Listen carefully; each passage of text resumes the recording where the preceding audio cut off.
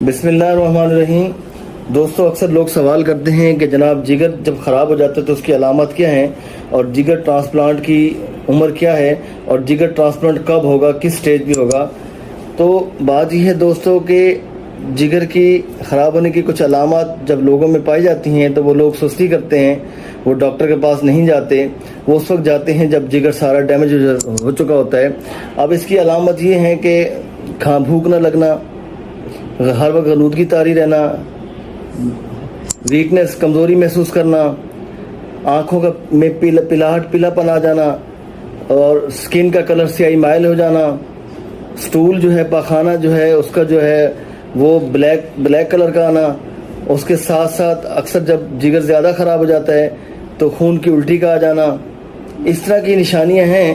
جب یہ نشانیاں، ابتدائی نشانیاں جب آپ کو اپیئر ہو رہی ہوں، مثال کر بھوک کا نہ لگنا،